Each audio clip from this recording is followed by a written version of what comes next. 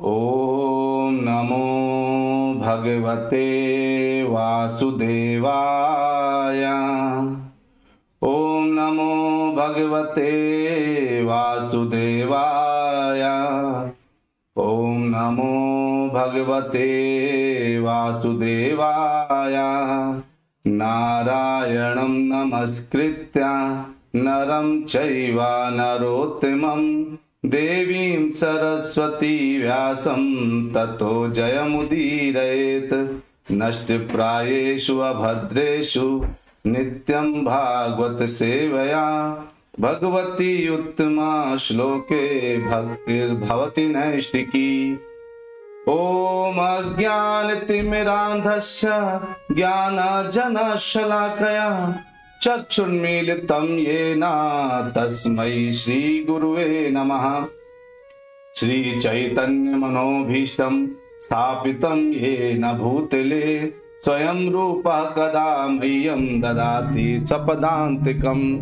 वन्देऽहं श्रीगुरु श्रीयुतापदकमलं श्रीगुरून् वैष्णवांश्च श्रीरूपं सागरजातं सहगण रघुनाथान्वितं तं सजीवम् साद्वैतं सावधूतं परिजन सहितं कृष्ण चैतन्य देवं श्री राधा कृष्ण पादान् सहगण ललिता श्री विशाखान्वितांश्च। हे कृष्ण करुणा सिंधु दीन बंधु जगतपते गोपेश गोपिका कांता राधा कांत नमोस्तुते। तप्त कांचन गौरांगी राधे वृंदावनेश्वरी वृषभानुसुते देवी प्रणमामि हरिप्रिये। वाञ्छाकल्पतरुभ्यश्च कृपा सिन्धुभ्यैव च पतितानां पावनेभ्यो वैष्णवेभ्यो नमो नमः। जय श्री कृष्ण चैतन्य प्रभो नित्यानंदा श्री अद्वैत गदाधर शिवास आदि गौर भक्त वृंदा। हरे कृष्णा कृष्णा कृष्णा हरे हरे हरे राम राम हरे हरे। हरे कृष्णा कृष्णा कृष्णा हरे हरे हरे राम राम हरे हरे। हरे कृष्णा कृष्णा कृष्णा हरे हरे हरे राम राम हरे हरे। हरे कृष्णा। आप सभी प्यारे प्यारे भक्तों का नित्य भागवत कथा में बहुत बहुत स्वागत है। और हम आज जो चर्चा करने वाले हैं उस चर्चा में बहुत महत्वपूर्ण विषय क्या है कि हम किस दिशा में जा रहे हैं। हमारा जो आज का बिंदु है वो ये है कि जिस सुख को सबसे बड़ा सुख मानते हैं लोग, वो सुख कौन सा है? क्या वो सुख सच में सबसे बड़ा सुख है या उस सुख के आगे भी कुछ है? क्या हम उस सुख को भी भगवान की सेवा में लगा सकते हैं? हमारे ये सब प्रश्न हैं। जैसे लोग कहते हैं कि अरे अब वो लोग देखो वो तो साधु है, लेकिन साधु होने के बाद भी उसने क्या कर रखा है, ढेरों मतलब उसने ढेरों बच्चे पैदा कर रखे हैं, शादी कर रखी और बच्चे पैदा कर रखे हैं, 10-10 बच्चे, और अपने आप को साधु बोलता है। तो क्या 10 बच्चे पैदा करने वाला व्यक्ति साधु हो सकता है या नहीं हो सकता? या उसको साधु की कैटेगरी में रखना चाहिए कि नहीं रखना चाहिए? अभी जो है जो हमारे विषय में जैसे क्या होता है, कहा जाता है कि जो व्यक्ति भगवान की सेवा में लगा है उसको सब कुछ भगवान की सेवा में लगाना चाहिए। तो भगवान की सेवा में अगर सब कुछ लगाना चाहिए तो कौन सा चीज है जो भगवान की सेवा में नहीं लगा सकते? तो क्या हम कह सकते हैं क्या जो काम सुख है, क्या काम सुख को भी भगवान की सेवा में लगाया जा सकता है कि नहीं? आज हम इस विषय पर चर्चा करेंगे, क्योंकि भगवान की सेवा कैसी है?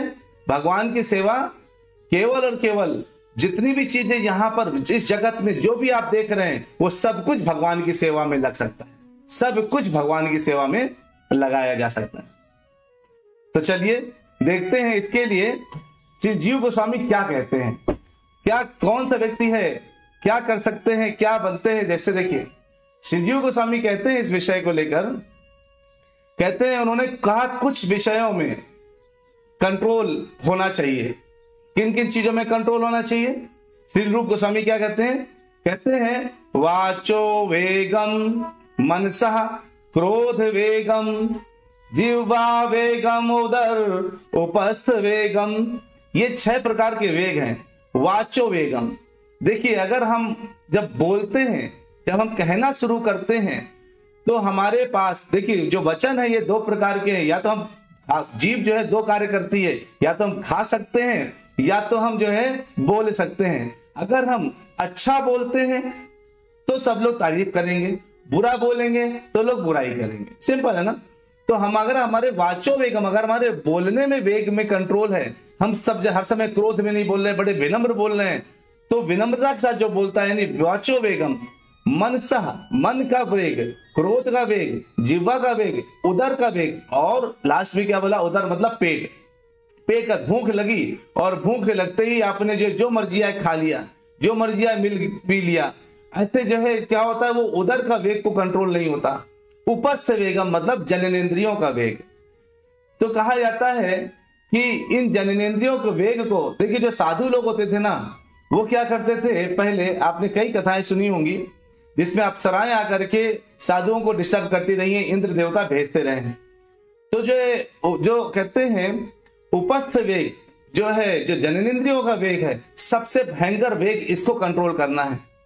क्योंकि साधु लोग भूखे प्यासे बैठे रहते थे, भूख में बैठे हैं, कुछ नहीं खाएंगे, कुछ नहीं पिएंगे, वो सब कुछ छोड़ देंगे और बैठ जाएंगे। पता चला 6-6 महीने तक कुछ बिना कुछ खाए। यानी उन्होंने क्या किया? वाचो वेग कंट्रोल कर लिया, मन के वेग को कंट्रोल कर लिया, क्रोध नहीं किया, जिह्वा को जो है वेग को कंट्रोल कर लिया, और वेग और जो है पेट के वेग को भी, भूख को भी कंट्रोल कर लिया। लेकिन क्या होता है, इंद्र देखता है और कहता है कि तुम जाओ, हमें पता है कि जो सबसे खतरनाक है वो है उपस्थ वेग को कंट्रोल करना। क्या वो अपने जननेंद्रियों को कंट्रोल कर सकता है? अगर कर सकता है तो कौन कर सकता है भी हम लोग ये सुनेंगे। तो जो है वो इंद्र भेजते हैं अप्सराएं, और जो साधु लोग हैं अपने उपस्थ के वेग को कंट्रोल नहीं कर पाते, अपने जननेंद्रियों के वेग को कंट्रोल नहीं करते और अपनी तपस्या में इनकी भंग हो जाती है। लेकिन जो इसके वेग को भी कंट्रोल कर ले वो पूरे तान वेगाम यो विषहेत धीरा। अगर कोई ऐसा धीर व्यक्ति है जो इन वेगों को कंट्रोल कर लेता है, वो सर्वाम अपिमाम पृथ्वी सा शिष्यात, पूरे पृथ्वी में कहीं पर वो शिष्य बनाने, कहीं भी शिष्य बनाने के, कहीं भी वो शिष्य बना सकता है, नहीं तो कोई भी गुरु बना सकता है। जैसे हमारे श्रील प्रभुपाद, उन सभी वेगों में पूर्ण कंट्रोल था उनको, और इन वेगों में कंट्रोल है, इस कारण से पूरे विश्व में वो गुरु बने, इसलिए उनको जगत गुरु कहा जाता है। तो आज भागवतम का श्लोक है 2.10.26, वो इसी विषय पर है। इसको आप लोग जो है देखिए ध्यान से। कहते हैं भगवान का जो है, अब भगवान क्या करते हैं? निर्भिद्यत शिष्णो वै प्रजानंदामृतार्थिनः उपस्थ आसीत कामानां प्रियम तदुभयाशयम। निर्भिद्यता बाहर आया, शिष्ण पुरुष का लिंग, वही निश्चय ही, प्रजा आनंद, काम रस, अमृत अर्थिना अमृत को चखने की इच्छा रखने वाला, उपस्थ जननेंद्रियां, आसीत संसार में आई, कामा नाम विषय सुख का, प्रियम अत्यंत प्रिय, तत् वह उभय आश्रम दोनों का आश्रय। तत्पश्चात काम सुख, संतानोत्पत्ति तथा स्वर्गिक अमृत सुख के आस्वादन के लिए भगवान ने जननेंद्रियां उत्पन्न करी। कहा जाता है जो एक काम सुख है ये स्वर्ग जैसा आनंद देने वाला है, स्वर्गिक अमृत सुख। बस ये अंतर है कि स्वर्ग में इस सुख को की जो लेंथ है वो ज्यादा है, आदमी परम सुख में रहता है, लेकिन यहां पर क्षणिक है।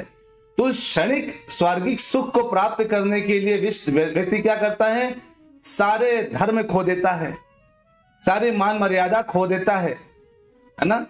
कहा जाता है कि जब व्यक्ति इस काम के वशीभूत होकर के वो क्या कर रहा है, बस काम के वशीभूत होकर के लग करके अगर वो केवल और केवल इसी विषय में सोचता रहता है तो वो कोई ना कोई ऐसे गलत कार्य करेगा जो आपको सुनने को न्यूज में मिलते रहते हैं। आपको पता चलता है किस तरह से जो है इस छोटे क्षणिक सुख को प्राप्त करने के लिए किस तरीके से स्त्रियों पर आक्रमण होते हैं। तो जो है ये जो है कहते हैं इस प्रकार जननेन्द्रिय तथा उसके अधिष्ठाता देव प्रजापति उत्पन्न हुए। यानी इन जननेन्द्रियों के भी अधिष्ठाता देव प्रजापति हैं। यानी वो भी, तो कोई ये कहे कि मैं स्वतंत्र हूं, यानी सारे कार्य मैं स्वयं कर रहा हूं, अरे बहुत बड़ी गलतफहमी में है, बहुत ही बड़ी गलतफहमी में। स्वतंत्र नहीं है, स्वतंत्र नहीं है। आपके जननेन्द्रियां भी प्रजापति द्वारा कंट्रोल्ड हैं, लेकिन हम क्या सोचते हैं ये तो स्वतंत्र है, हम तो बिल्कुल फ्री हैं, फ्री विल हमारी है ना। और काम सुख की वस्तु तथा अधिष्ठाता देव भगवान की जननेन्द्रिया के अधीन रहते हैं। तो जो काम सुख की वस्तु है तो और अधिष्ठाता देव दोनों ही भगवान की जननेन्द्रियों के अधीन रहते हैं। यानी इसमें भी भगवान है, इसमें भी कौन है, भगवान है। तो हमारे पास जो है, तो अब ये प्रश्न उठता है, कहते हैं जो बद्ध जीव है, प्रभुपाद जी कहते हैं तात्पर्य में, बद्ध जीव के लिए जो काम सुख है वो स्वर्गिक आनंद प्रदान करने वाला है। उसको जो है ये सुख जननेन्द्रियों द्वारा आस्वाद्य है, क्योंकि इसके अलावा उसको काम सुख किसी और द्वारा प्राप्त नहीं है, जननेन्द्रियों द्वारा आस्वाद। और ये जननेन्द्रियां भगवान ने प्रकट करी हैं। स्त्री काम सुख का माध्यम है तथा काम सुख की ऐन्द्रिक अनुभूति एवं स्त्री ये दोनों ही प्रजापति द्वारा नियंत्रित हैं। तो जो व्यक्ति ऐन्द्रिक जो अनुभूति करता है, जिस आनंद को प्राप्त करता है, जिस आनंद को अनुभव करता है, वो आनंद क्या है, वो आनंद भी प्रजापति द्वारा कंट्रोल है। और जिसके साथ पुरुष संग करके प्राप्त करता है, जिसको स्त्री बोलते हैं, वो भी प्रजापति द्वारा कंट्रोल्ड है। यानी देखिए सब कुछ कंट्रोल्ड है। अब अगर उसको भगवान की सेवा में नहीं लगाया गया तो क्या होगा, वो अनकंट्रोल्ड। अगर वो देवताओं द्वारा कंट्रोल्ड है और देवता भगवान द्वारा कंट्रोल्ड है, तो अगर हमने इस काम सुख को भी भगवान की सेवा में नहीं लगाया तो हम बहुत बुरे फंस जाएंगे। आप कहेंगे काम सुख को भगवान की सेवा में, तो कैसे अभी इसका प्रश्न का उत्तर मिलेगा। जो स्वयं जो है कहते हैं कि कई निर्विशेषवादी हैं जो बोलते हैं अरे भगवान तो निराकार है।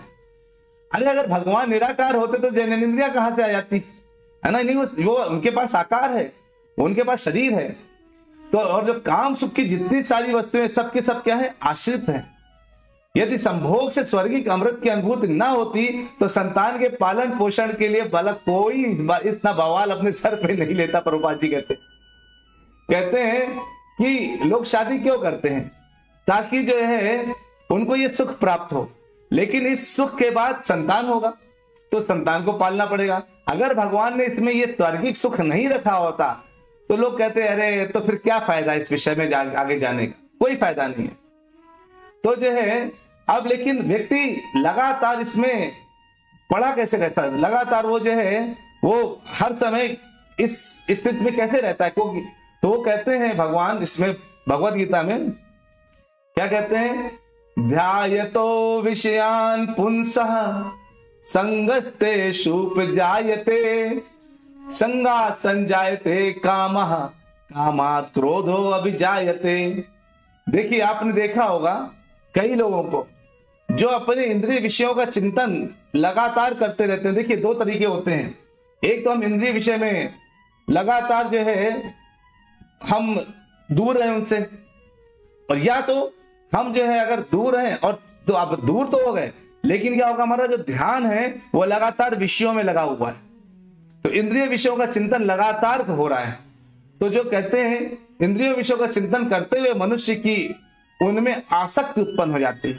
अगर आप लगातार चिंतन करेंगे तो क्या होगा, आसक्ति आ जाएगी, और आसक्ति से काम पैदा होगा, और उस काम से फिर क्या होगा, और अगर काम की पूर्ति नहीं हुई तो क्रोध पैदा होगा। इस क्रोध की जड़ ये काम है ना। हम जो है हमेशा अपने आप को स्वतंत्र मानते हैं कि अरे बस हमें तो ये फ्री विल मिली हुई है, लेकिन फ्री विल नहीं है। इस सेवा को भी हमें भगवान में लगाना चाहिए। अगर हम भगवान में सेवाओं को नहीं लगाएंगे ना तो क्या होगा, हम फंस जाएंगे। तो अब आते हैं, थोड़ा सा आगे डिस्कस करते हैं कि आखिरकार सेवा में कैसे लगाया जा सकता है।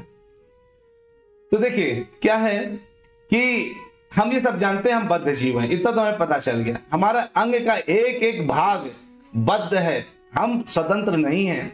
हमने सुना था हमारा गला बद्ध है, हमारी जिह्वा बद्ध है, हमारे हाथ बद्ध है, हमारे पैर बद्ध हैं। अब हमें पता चला हमारी जननेंद्रियां भी बद्ध हैं। जब भगवान की इच्छा अनुसार ही सब कुछ चलता है, तो अगर भगवान की इच्छा अनुसार चलता है तो कहते हैं भगवान के जो है धाम वापस जा सकने के लिए क्या करना पड़ेगा, हमें इनको किस दिशा में लगाना चाहिए, हमें पता चलना चाहिए। तो अब क्या है, अगर मान लीजिए ये सुख प्राप्त नहीं होता इतना ज्यादा, तो लोग क्या करते हैं, इसको इग्नोर कर देते। तो इग्नोर करते तो आपस में जो स्त्री पुरुष में जो आकर्षण है वो आकर्षण नहीं होता, वो आकर्षण नहीं होता तो सब अलग अलग रहते हैं। अलग अलग रहते तो बच्चे उत्पन्न नहीं होते, और बच्चे उत्पन्न नहीं होते तो संसार कैसे आगे बढ़ता। मतलब चींटी से लेकर के स्वर्ग के राजाओं इंद्रों तक, सब तक एक ही चीज, एक ही रूल फॉलो है कि आपको क्या मिलेगा, सुख मिलेगा इसमें। और इस सुख की प्राप्ति के लिए लोग सुख भोगने के लिए कार्य करते हैं, बाद में बच्चे बढ़ते जाते। देखिए ना, कई लोग जो है वो जो शुकर को देखिए, शुकर एक एक बार में 10-10, 12-12 बच्चे पैदा करती है शुगर माँ। लेकिन शुगर को ये थोड़ा पता है कि मुझे अपने बच्चे पैदा करने के लिए मैं ये सुख अनुभव कर रहा हूं। वो तो केवल बस सुख प्राप्ति के लिए ये कार्य करते हैं, लेकिन उनके बाद उनके बच्चे होते हैं और वो शुक्रों की जो है पूरी जनता बढ़ती जाती है। अगर भगवान ने इसमें सुख नहीं डाला होता तो वो शरीर आगे बढ़ता नहीं, उन लोगों का आगे बढ़ता नहीं। लेकिन उनको बुद्धि नहीं है, उनको समझ नहीं है। तो कहते हैं अगर तो इस समय यानी अगर इसको, इस जगत को आगे बढ़ाना है, यानी पुनर्यौवन यौवन करना है, लगातार अगर प्राप्त करना है, अगर बद्ध जीवों को बार बार लेकर धरती में आना है, तो भगवान ने इसमें स्वर्गिक सुख डाल दिया। अब इस चीज को करने के लिए काम सुख जो है प्रेरणा देता है। हाँ, तुम्हें काम में सुख मिलेगा तो तुम ये कार्य करो। लेकिन मनुष्य अगर चाहे, प्रभुपाद जी कहते हैं, श्री प्रभुपाद क्या कहते हैं, अगर मनुष्य चाहे तो इस सुख के बीच में भी भगवान की सेवा करता रह सकता है, सुख भी प्राप्त कर सकता है। लेकिन मतलब क्या हुआ, ये तभी सेवा होगी, ये काम सुख तभी सेवा होगी और तभी ये सार्थक होगा जो भगवान ने पर्पसफुली बनाया है, जब काम सुख से उत्पन्न जो संतानें हैं वो भगवत चेतना में समुचित शिक्षा प्राप्त कर सके। अगर भगवत चेतना में हमने जो है पूरी समझी शिक्षा प्राप्त नहीं करी, अगर हमारे पुत्रों को हमने क्या किया, केवल बच्चे तो पैदा कर दिए, लेकिन उसके बाद बच्चों को पैदा करने के बाद उनको भगवान की तरफ नहीं लगाया, तो शुकर के पुत्रों और हमारे पुत्रों में अंतर ही क्या रह गया। हाँ, शुकर के पुत्र मल मिष्ठा खाते हैं और हमारे पुत्र टेबल में बैठ करके जो है रोटी खाते हैं। ध्यान रखिएगा, हर एक चीज किसी के लिए मल है। जो भौतिक सुख भोग रहा है ना, जैसे जो दारू नहीं पीता, आप लोग जो दारू नहीं पीते हैं, वो दारू जो है जो नहीं पिया उस, और जो दारू पीता है, तो जो दारू नहीं पीता उसको दारू को बिल्कुल कहता क्या है, मूत्र की तरह बदबू मारता है। कई लोग मुझे बोलते हैं, प्रभु जी पता नहीं, मैंने एक बार ट्राई किया और बिल्कुल उसके जो दारू की गंध है ना, वो बिल्कुल मूत्र के समान है। और उसी को लोग दारू को बड़े टेस्ट ले लेकर के पीते हैं। अलग अलग प्रकार के लोग, जो एक के लिए मूत्र है वो दूसरे के लिए बहुत बड़ा सूत्र है। हाँ, पिलाओ और पिलाओ, है ना। तो वैसे ही जो आपके लिए विष्ठा है वो शुकर के लिए बहुत अमृत है। ये समझिए, जो है जो विष्ठा आप देख नहीं सकते, शुकर उसको प्राप्त करता है। जो चिकन नहीं खाते उनको लगता है कितनी बदबू आती है चिकन से, लोग खाते कैसे हैं। तो जो चिकन लोगों के लिए विष्ठा के समान है, वो लोगों के लिए अमृत के समान है। तो संत इन सबसे त्याग रहता है। तो जो संत ने त्याग दिया है वो भौतिक जगत के लोग ग्रहण करते हैं। तो जो संतों के लिए निष्ठा है वो जो है भौतिक जगत के लिए अमृत है। समझ में आया। तो एक बात ध्यान रखिए, शुगर को नीचे दृष्टि से मत देखिए जब तक आप पूर्ण संत नहीं बन जाते हैं। जब पूर्ण संत बन जाएंगे ना, तो आप शुगर को अपने से ऊपर देखने लगेंगे। शुगर हमसे ऊपर क्यों? क्योंकि वो जो शुगर है वो कभी भी प्रकृति के नियमों के खिलाफ नहीं कार्य करता। शुगर के सामने आप विष्ठा रखिए और रोटी रखिए, वो क्या करेगा, रोटी त्याग देगा, विष्ठा खाएगा। उसको रोटी से क्या मतलब, यानी रोटी और पोटी में कोई चीज एक चीज रखी तो वो पोटी सिलेक्ट करेगा, रोटी नहीं सिलेक्ट करेगा, क्योंकि वो प्रकृति के नियमों से बंधा हुआ है। हमारे सामने क्या है, जो मनुष्य के है वो इतना फ्री विल आराम से इतना विचरण कर रहा है, उसके सामने जो है क्या रखिए, उसके सामने आप चिकन रखिए और रोटी रखिए, वो रोटी भी खा लेगा और दूसरों को लगने वाली चिकन भी खा लेगा। और दारू, जो दूसरों को मूत्र लग रहा है उसको दारू भी पी लेगा। क्यों? क्योंकि उसको इसी में आनंद आ रहा है। जो दारू वारू पीते हो कृपया मुझे क्षमा कीजिए, मैं तो सच बोल रहा हूं, है ना। कई लोग बोलते हैं ऐसे, जो जिसने कभी टेस्ट किया वो बताएगा टेस्ट कि किस तरह से जो है। मैं दूसरों क्या बताऊं, आज से 22-23 साल पहले मैंने भी एक बार टेस्ट किया था, किसी मेरे दोस्त ने लेके आगे कहता टेस्ट करो। मैंने एक इतना सा टेस्ट किया, उसके बाद मैंने कहा छी, इतना बदबूदार चीज कैसे कोई पी सकता है। तब मुझे एहसास हुआ ये जो है मूत्र के समान है, और वही मूत्र लोग भर भर के पीते हैं, समझ में आया। तो जो काम सुख से जो संतानें उत्पन्न हुई है, वो भगवान की अगर भगवत चेतना में समुचित शिक्षा प्राप्त कर सकेंगी तो वो भगवान की सेवा हो जाएगी। नहीं तो क्या होगा, बिल्कुल फंस जाएंगे शूकर में, और हमारे पुत्रों में कोई अंतर नहीं रह जाएगा। तो देखिए एक बात ध्यान रखिए, भौतिक सृष्टि का एकमात्र उद्देश्य जीवों की सुप्त भगवत चेतना को जागृत करना है। अगर हमने जो है भगवान के, अगर हमने जो सुप्त जो जानवरों में नहीं हो सकती, अगर कोई बोले कि अरे ये तो जय शुक्र में हम चलो चेतना जागृत कर दें कि तुम 12 बच्चे क्यों पैदा करते हो, तो शुक्र के सामने आप चेतना जागृत करके देखिए, कोई कोई करके आपको भगा देगा। आप क्या करिए, गधों की समाज, गधों को सारा बुलाइए और सबको माइक में लगाकर प्रीचिंग करिए, देखो गधा समाज, तुम इस जन्म में गधा बन के इसलिए आए हो क्योंकि पिछले जन्म में तुमने इंसानों वाले कार्य नहीं किए। तुम जब इंसान थे तो तुम गधों वाले कार्य कर रहे थे, दिन रात नौकरी करते थे, दिन रात काम करते थे, भगवान की चेतना नहीं लाते थे, भगवान की पूजा नहीं करते थे, भगवान को छोड़े पड़े थे। और अगर ओमकारेश्वर दास कहता था आ जाओ आधे घंटे के लिए कथा करो, तो भी तुम नहीं आते थे, और तुम पूरे टाइम 24 घंटे लगातार केवल काम करके पैसा कमाते रहते थे, इसलिए इस बार तुम गधा बन गए हो। आ जाओ तुम्हारी समझाएं, तो गधों को लगेगा ढेंचू ढेंचू तो करेंगे, लेकिन क्या वो ढेंचू ढेंचू के समझ जाएंगे? आपको लगे हाँ उसने मुंडी ऐसे ऐसे हिला रहे, वो कुछ बोलेंगे नहीं, और ढेंचू ढेंचू ही कुछ बोलेंगे, आपको लगेगा साथ प्रश्न पूछ रहे हैं, लेकिन बाद में जाके देखिए वो फिर गधों वाली हरकत करेंगे, तो गधा है ना। तो अगर हम जो है इंसान भगवान ने हमें बना के भेजा है, तो हमसे गधों वाली हरकत ना हो ना, हमसे इंसान वाली हरकत होनी चाहिए। तो भगवान, जो प्रभुपाद जी क्या कहते थे, ऐसे लोगों को गर्दभ बोलते थे। तो मैं प्रभुपाद जी की बात बोल रहा हूं, मुझ में कोई क्षमता नहीं ऐसे बोलने की। प्रभुपाद जी ऐसे बोलते हैं, मेरा काम है प्रभुपाद जी की बात को आपके सामने परोस के रखना। तो जो है अब अगर, और सबसे खास बात आपको ये भी बता दें, मनुष्य शरीर को छोड़कर अन्य कोई भी ऐसा जीव नहीं है जो काम सुख भगवान की सेवा से के भाव, जो भगवान की सेवा के भाव से प्रेरित होकर कर सके। बाकी कोई ऐसा जीव नहीं है, कोई भी ऐसा जीव नहीं इस विश्व में, कोई भी नहीं है ऐसा जीव, ये ध्यान रखिए। केवल मनुष्य है जो सोच सकता है कि मैं इस काम सुख को भगवान की सेवा में लगा सकता हूं। कैसे? आप एक नहीं 1000 बच्चे पैदा करिए, आपको बच्चे पैदा करने से कौन रोकता है?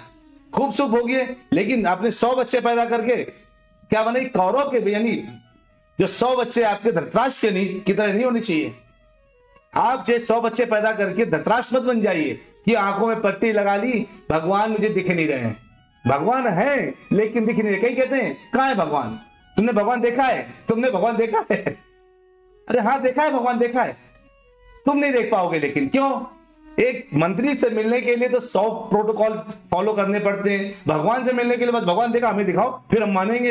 अरे पहले हम तुम्हें दिखा सकते हैं, तुम मंदिर आना शुरू करो, मंदिर आओ, कथाओं में आना शुरू करो, चिल्ला चिल्ला के ओमकारेश्वर बोल रहा है 9:30 से 10 भागवतम डेली 1-2 श्लोक के आधे बैठो, भगवान दिखेंगे? क्यों नहीं दिखेंगे भगवान? भगवान को हमसे क्या दुश्मनी है? भगवान ने मीरा को दिखे, नारद जी को दिखे, सबको भगवान दिख जाते हैं, तो हमें क्यों नहीं दिखेंगे बताइए? सूरदास जी अंधे थे, लेकिन भगवान की ऐसी बाल लीला, ऐसी लीलाएं लिखी, पूर्ण रूप से अंधे होकर के भगवान की ऐसी लीलाएं लिख पाना, यानी वो आंखों से अंधे थे लेकिन वो मन की आंखें उनकी खुली हुई थी। बताइए, उन्होंने ऐसे ऐसे छोटी छोटी बातों को किया। मैया कहती हैं, क्या कहती हैं कि तूने माखन खाया, और कृष्ण क्या कहते हैं, मैं नहीं माखन खायो ओ मैया मोरी। अब सूरदास जी कैसे प्रेजेंट कर रहे हैं आप ये देखिए, है ना, कैसे उनको जब आंख नहीं थी, उनकी आंख नहीं है भौतिक, तो उनको उन्होंने किसी बच्चे की भी हरकत नहीं देखी होगी, लेकिन भगवान की ऐसी लीलाएं कैसे प्रस्तुत करी है? तो जो है वो छोटी छोटी बातों को कैसे प्रस्तुत करते हैं ये भक्त जानते हैं। उनकी वो आंखें खुली होती हैं, उन आंखों से जो है दर्शन होते हैं भगवान के। जुगेश प्रभु कह रहे हैं वो आंखें और ही होती हैं। हाँ जुगेश प्रभु, वो आंखें हृदय की, मन की आंखें हैं, भगवान की। भगवान कहते प्रेमांजना चुरित भक्ति विलोचने ना। अरे मैं अपने भक्तों को प्रेम का जो अंजन लगाए रहते हैं उनको एक स्पेशल आंख देता हूं, है ना। गुरु क्या करते हैं, चक्षुदान दिले यही जन्मे जन्मे प्रभु से दिव्य ज्ञान हृदय प्रकाशिता। अरे चक्षुदान, गुरु हमें आंखों का दान देते हैं। कौन सी आंखों का दान, जिससे हम भगवान के दर्शन कर सकें, वो आंखें देते हैं हमें। अरे ये आंखें प्राप्त करना चाहते हैं ना, तो प्रश्न मत पूछिए, हमारे साथ चल पड़िए, आपको वो आंखें गुरु देंगे ना, फिर भगवान के दर्शन होंगे ना। कैसे नहीं होंगे, हमसे भगवान की स्पेशल कोई दुश्मनी है क्या? है ना, हमें मेहनत नहीं करनी, दर्शन करना, हमें दर्शन कराओ, क्या चलो हमें पहले दिखा दो फिर मानेंगे, है ना। पहले इंद्रियों भोगों से बाहर आओ। और इस जीव क्या है, केवल और केवल ये मनुष्य ऐसा है जो काम सुख को भी भगवान की सेवा में लगा सकता है, या उससे प्रेरित हो सकता है। वो भगवान की सेवा कैसे करें ये समझ सकता है। लेकिन क्या है, मनुष्य के रूप में कोई बद्ध जीव जो बना हुआ है, वो लगातार केवल आनंद की खोज में रहता है, और वो आनंद से क्या होता है, दुख के सागर में डूबता जाता है। वो अपने पुत्रों को ज्ञान नहीं दे पाता, भगवत भक्ति नहीं बना पाता, और जन्म के साथ भी और जन्म मृत्यु के बाद भी जीवन के साथ भी और जीवन के बाद भी क्या होता है, दुखी झेलता रहता है। कोई बाद में वही लोग आके कहते हैं, प्रभु जी क्या करें, मेरा बच्चा मेरी बात नहीं मानता। अच्छा, बच्चा आपकी बात नहीं मानता, अच्छा तो आपने उसको बात मनवाने के लिए क्या किया?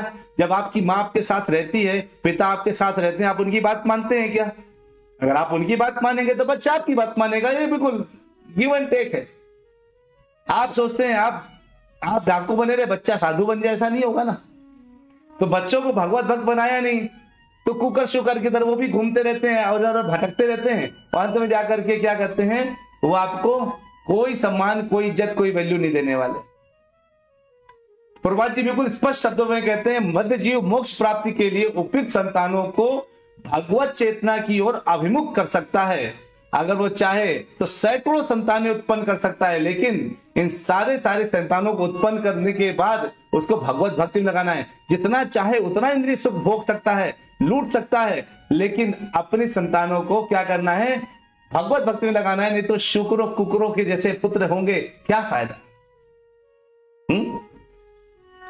मनुष्य तो एक साल में केवल एक बच्चा पैदा कर सकता है, शुक्र एक बार में 12 बच्चे पैदा कर सकते हैं। कौन ज्यादा स्ट्रांग है बताइए? कौन ज्यादा निपुण है बच्चा पैदा करने में? बोलिए। यानी अगर हम अपने तुलना शुक्रों से करें तो हम बच्चा पैदा करने में बिल्कुल निपुण नहीं है। एक साल में मनुष्य केवल एक ही बच्चा पैदा कर सकता है ना। लेकिन जो है वो तो दर्जनों बच्चे पैदा कर सकते, क्या करेंगे? तो जो है अगर हमें सुख दिया है भगवान ने, तो मनुष्य को क्या स्मरण रखना चाहिए? केवल और केवल कि जननेंद्रियां, काम सुख, स्त्री तथा संतान, ये सब भगवान की सेवा से संबंधित होनी चाहिए। कौन? जननेंद्रिया भगवान की सेवा से, काम सुख भी भगवान की सेवा के लिए, स्त्री भगवान की सेवा के लिए, और संतान भगवान की सेवा के लिए। ये 4 विषय हैं जो भगवान की सेवा के लिए होने चाहिए, संबंधित होने चाहिए। जो भगवान के साथ अपने सेवा संबंध को भूल जाता है, वो प्रकृति के नियमों के द्वारा 3 प्रकार के तापों से हमेशा पीड़ित रहता है। त्रय तापों से। कौन कौन से त्रय ताप है बताइए, लिखिए चलिए। कौन कौन से 3 ताप है? 3 प्रकार के ताप होते हैं जिनसे मनुष्य लगातार पीड़ित रहता है, बोलिए। तब तक मैं और आगे बताता हूं, देखिए कौन कौन लिख के आंसर करता है। मैंने तीनों तापों के बारे में हमेशा बताया है, सब कमेंट में लिखिए। देखिए इसी तरह से बोलते हैं, वह प्रकृति के नियमों के द्वारा क्या रहता है। हाँ जुगेश प्रभु लिखे आदि दैविक। और बताइए बचा आदि भौतिक, और जल्दी जल्दी लिखिए। हाँ तो जल्दी जल्दी लिखिए, आदि भौतिक सब लिख रहे हैं, चलिए लिखते रहिए। तो जो है आदि दैविक, आदि भौतिक और आध्यात्मिक, वेरी गुड, हरि बोल सभी के लिए जिन्होंने लिखा है, सभी के लिए जोरदार हरि बोल। कहते हैं कि कुत्ते को भी विषय भोग का अनुभव होता है, प्रभुपाद जी कहते हैं, किंतु उसमें ईश्वर चेतना का भाव नहीं उठता। मानव जीवन ईश्वर चेतना का अनुभव होने से कुत्ते से भिन्न होते हैं, क्योंकि हम ईश्वर चेतना कर सकते हैं लेकिन कुकर शुकर नहीं कर सकते। प्रभु जी माता जी, हमें को अगर हर चीज भगवान की सेवा में लगा सकते हैं तो हमको यह भी भगवान की सेवा में लगा सकते हैं। कितना उत्तम व्याख्या आपने सुनी अभी इस चीज की। अब आपसे कोई प्रश्न कहे कि अरे इसमें तो इनके पास तो इतने बच्चे हैं, ये साधु के पास 10-10 बच्चे और साधु बने घूमते हैं, कह दो 10 बच्चे हैं साधु बने घूमते हैं, लेकिन उनके 10 के 10 बच्चे भगवान के भक्त हैं, इससे बड़ा सेवा भगवान की कुछ नहीं हो सकती। भगवान की सेवा ऐसी ही करनी चाहिए। अब चलिए हम बताते हैं अपना आगे का शेड्यूल। मैं अगले 2 हफ्ते की में 1 हफ्ते वृंदावन रहने वाला हूं और अगले 1 हफ्ते में गौशाला में रहने वाला हूं। तो 4-5 दिन गौशाला में गुजरेगा हमारा और 1 हफ्ता वृंदावन में। तो हो सकता है इस तरह से प्रेजेंटेशन जो हम आपको दे करके कथा कर रहे थे, वो कथाएं जो है हो सकता है ना दे पाए, उतने बढ़िया प्रेजेंटेशन के साथ ना दे पाए, क्योंकि वहां पर ये सुविधा उपलब्ध नहीं हो सकती शायद, है ना। तो लेकिन जो भी होगा कथाएं चलेंगी, कथाएं कंटिन्यू रहेंगी, हम कहीं भी रहें। लेकिन 2 हफ्ते बाद फिर से हम इसी ढंग से अपनी प्रेजेंटेशन के साथ आपको बढ़िया कथा दे सकते हैं। आप बस इस मंत्र का हमेशा उच्चारण करते रहिए, क्योंकि ये मंत्र आपको ऑटोमेटिकली एक ज्ञान स्फुरित करेगा हृदय में कि कैसे अपने जीवन को बिताना है। हरे कृष्णा कृष्ण कृष्णा हरे हरे, हरे रामा राम राम हरे हरे। और इनका सुख भोग करके यानी काम सुख के द्वारा भी आप गोलोक की प्राप्ति कर सकते हैं, ये कभी मत भूलिएगा। अगर हमने अपने पत्नी अपने पुत्रों को भगवत भक्त बना दिया, हम उनके द्वारा भी यानी काम सुख प्राप्त करके हमने पुत्र प्राप्त किए और पुत्रों को भगवत भक्त बना दिया, तो काम सुख आपका क्या हो गया, भगवत सेवा में लग गया और हम गोलोक की प्राप्ति कर सकते हैं। तो अगला जो 1-2 हफ्ता जाएगा, उन हफ्ते में कथाएं होंगी और पूरी कोशिश करेंगे आपको पूरी कथाओं का कंटेंट देने के लिए, और ये भी प्रयास में रहेंगे शायद कुछ अच्छा प्रेजेंटेशन कर पाए, लेकिन कथाओं में कंटेंट तो अच्छा ही रहेगा। हाँ, इमेजेस वगैरह हो सकता है आप लोग ना देख पाए 1-2 हफ्ते के लिए, क्योंकि मैं भटकता रहूंगा, कभी वृंदावन में होऊंगा, गोवर्धन में होऊंगा, गोकुल में होऊंगा, तो बरसाने में होऊंगा, मथुरा में होऊंगा, अलग अलग ब्रिज के दर्शन करूंगा और आप लोगों को कोशिश करूंगा जितना दर्शन करा सकूं। तो सब दर्शन करने के लिए बिल्कुल तैयार हैं? तो अगर सब दर्शन करने के लिए पूरी तरह से तैयार हैं तो आपको दर्शन मिलने शुरू होंगे संडे से, यानी इतवार से, रविवार से आपको दर्शन मिलने के लिए जो है बिल्कुल रेडी हो जाइए। हरि हरि बोल, हरि बोल। वांछा कल्पतरुभ्यश्च कृपा सिंधुभ्यैव च पतितानां पावनेभ्यो वैष्णवेभ्यो नमो नमः। हरे कृष्णा कृष्णा कृष्णा हरे हरे, हरे रामा राम राम हरे हरे। हरि बोल। हो सकता है संडे को मैं 9:30 बजे कथा 9 बजे जो कथा होती ना कर पाऊं, उस समय हो सकता है वृंदावन के रास्ते में होगा, लेकिन जैसा भी होगा मैं सैटरडे को आपको अपडेट करूंगा। और सैटरडे को आप लोग जो है बिल्कुल मेरे ख्याल से जितने लोग हैं वो सबके सब हम फॉलो तो किए होंगे पेज को, कि हम पेज में डालेंगे इन्फॉर्मेशन, ठीक है। तो आप सभी का बहुत बहुत धन्यवाद, आप लोग समय निकाल के कथा सुनते हैं और भगवान को प्रसन्न करने की कोशिश करते हैं। इससे अच्छी खुशी की बात क्या हो सकती है। और जो है सबको इन कथाओं के बारे में बताइए, जितना प्रचार हो सके करिए। YouTube चैनल भी बहुत मेहनत कर रही है, शिल्पी माता जी, पुनीति माता जी, जोगेश प्रभु लोग बहुत मेहनत कर रहे हैं लोग। इन सब के लिए जो है पूरा अच्छे से दुआएं करिए, अच्छा से इनके लिए भगवान कृष्ण से इनके अच्छी भक्ति के लिए आप लोग प्रार्थना करिए, क्योंकि ये प्रचार प्रसार करने के लिए बहुत मेहनत कर रहे हैं। आप लोग भी थोड़ा प्रचार प्रसार में साथ में जुड़िए, ताकि हम लोगों तक ज्यादा से ज्यादा लोगों तक इतना अच्छा कंटेंट पहुंचा सकें। अगर आपको कंटेंट अच्छा लग रहा है तो सबको कंटेंट अच्छा लगना चाहिए ना, सब तक पहुंचना है ना हमें। तो आप लोग जितना प्रयास करिए, जितने भी ग्रुप्स में उनको शेयर करिए, अपने पेज में डेली शेयर करिए। और देखिए कमाल क्या होता है, आप लोगों के मार्गदर्शक गुरु बन जाएंगे। ठीक है, चलिए हरि बोल। मिलते हैं ब्रेक के बाद फिर से। हरे कृष्णा, हरि बोल।